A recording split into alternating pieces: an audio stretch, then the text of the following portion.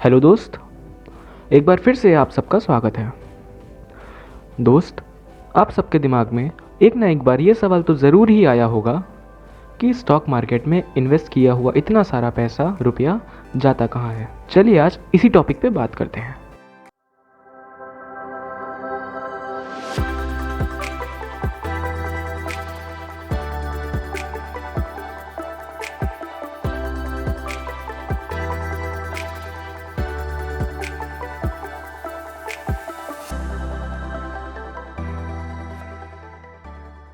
दोस्त, सबसे पहले समझते हैं कि स्टॉक मार्केट की नीड क्यों थी।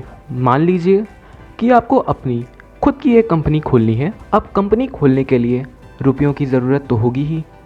चलिए, आपने 1 लाख रुपए से अपनी कंपनी स्टार्ट करी। अब इस 1 लाख रुपए में से कुछ 20-30 हज़ार रुपये आपने बिल्डिंग, कंस्ट्रक्शन, मेंटेनेंस और जितनी भी बेसिक नीड थी आपने पूरी करी। इसके बाद आपने कुछ 15 से 20 हज़ार रुपये की मशीन वगैरह खरीदी और बचे हुए पैसों से रॉ मटेरियल्स खरीदे जिससे आप अपना प्रोडक्ट्स बनाएंगे। आपने इस कंपनी में बहुत ही मेहनत और लगन के साथ काम किया और आपकी कंपनी से आपको अच्छे रिटर्न्स मिलना शुरू हो गए। आपको काफ़ी मुनाफा हुआ और अब आपके प्रोडक्ट्स की डिमांड बढ़ने लगी। तो अब आप क्या करेंगे? अपनी कंपनी को एक्सपेंड करेंगे, उसको फैलाएंगे, या एक छोटी सी जगह और एक छोटे से प्रॉफिट के साथ हंसी खुशी रह लेंगे? आप ज़रूर अपनी कंपनी को बढ़ाना चाहेंगे, लेकिन अब बात आती है कि इसके लिए आपको बहुत सारे रुपयों की ज़रूरत पड़ेगी। और अब आप इतने सारे रुपए कहाँ से लाएंगे? सबसे पहले आपके दिमाग में ये ख्याल आएगा कि किसी दोस्त या रिश्तेदार या किसी जान पहचान वाले से उधार मांग लिए जाए और बाद में जब प्रॉफिट कमा लेंगे तो उसे धीमे धीमे करके वापस कर दिया जाएगा। लेकिन यहाँ पे बहुत सारी दिक्कतें आती हैं। पहली तो ये है कि कोई भी रिश्तेदार आपको इतना रुपये नहीं देना चाहेगा। और क्यों देगा? और अगर मान लीजिए कि आपका कोई रिश्तेदार आपको रुपए देने के लिए तैयार भी हो जाता है तो वो आपको रोज़ रोज़ फ़ोन करेगा और पूछ पूछ कर परेशान कर देगा कि इतने रुपए को कहाँ लगा रहे हो, कैसे लगा रहे हो, कहीं रुपए डूबेंगे तो नहीं, और मेरे रुपए मुझे कब वापस मिलेंगे, वगैरह वगैरह। तो बहुत ही कम लोग इस तरीके से अपनी कंपनी को एक्सपैंड करते हैं। दूसरे नंबर पे लोग सोचते हैं कि किसी साहूकार, मनी लेंडर को ढूंढा जाए जिसके पास बहुत सारा पैसा है और उसके पास जाकर उससे रुपए उधार लेते हैं। बट यहाँ भी बहुत सारी दिक्कतें आती हैं, जैसे कि साहूकार आपसे रुपए के बदले कुछ ना कुछ गिरवी रखवाएगा और इसके बाद मनचाहा इंटरेस्ट आपसे वसूल करेगा, जो कि आपको और भी परेशानी में डाल सकता है। तीसरे नंबर पे आप बैंक लोन का सोचेंगे, लेकिन आपको शायद पता होगा कि बैंक ऐसे ही नहीं किसी को भी लोन दे, बल्कि लोन पास करवाने के लिए बहुत मेहनत करनी पड़ती है, जिसमें बहुत सारा टाइम लगता है और साथ ही आपको टाइमली हाई इंटरेस्ट जमा करना पड़ता है हर महीने का।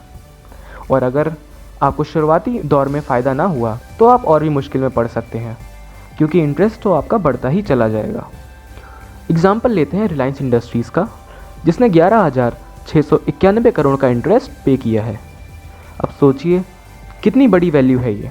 इसी को देखकर आपको अंदाज़ा लग सकता है कि हाई इंटरेस्ट में आपका कितना सारा रुपया बर्बाद हो जाता है और कोई काम नहीं आता। चौथे नंबर पे आता है स्टॉक मार्केट। आप यहाँ अपनी बड़ी सी कंपनी का एक छोटा सा हिस्सा लोगों को ऑफ़र करते हैं शेयर्स के फॉर्म में, और लोग उन शेयर्स को ख़रीद कर आपको रुपए देते हैं। और आपकी कंपनी जब प्रॉफिट कमाती है तो उन शेयर्स की वैल्यू अपने आप ही बढ़ जाती है, उनका प्राइस अपने आप ज़्यादा हो जाता है और लोग उन्हें अच्छे दामों में बेचकर अच्छा खासा प्रॉफिट कमा लेते हैं। इससे कंपनी को भी फ़ायदा रहता है, उसे कोई मंथली इंटरेस्ट भी नहीं देना होता और लोगों को भी काफ़ी फ़ायदा होता है।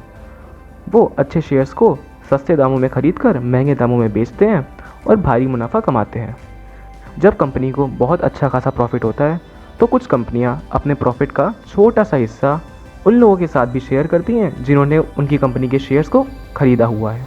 और जब कंपनी के ओनर को अपनी पूरी कंपनी के शेयर्स वापस चाहिए होते हैं तो वो खुद ही लोगों से अपने शेयर्स खरीद लेते हैं। तो यही नीड थी स्टॉक मार्केट की। इसी वजह से स्टॉक मार्केट इंट्रोड्यूस हुआ था। बड़े बड़े बिजनेसमैन अपने बड़े बड़े प्रोजेक्ट्स और नए नए लॉन्चेस करना चाहते थे, जिसके लिए वो रुपए लोगों से स्टॉक मार्केट के थ्रू लेते थे और अपने बिज़नेस को एक्सपेंड करते थे। और ये आइडिया इतना ज़्यादा पॉपुलर हुआ, इतना सक्सेसफुल हुआ कि आज लगभग हर देश में एक ना एक स्टॉक मार्केट ज़रूर है और लोग जिसमें इन्वेस्ट करके बहुत अच्छा पैसा कमाते हैं और बड़ी बड़ी कंपनीज़ को भी आसानी रहती है अपने आप को एक्सपैंड करने में। तो दोस्त, आज के लिए बस इतना ही। उम्मीद करता हूँ कि आपके सारे doubts, myths and misunderstanding clear हो गई होगी। मिलते हैं फिर किसी नेक्स्ट वीडियो में। तब तक के लिए bye bye. Meet you soon.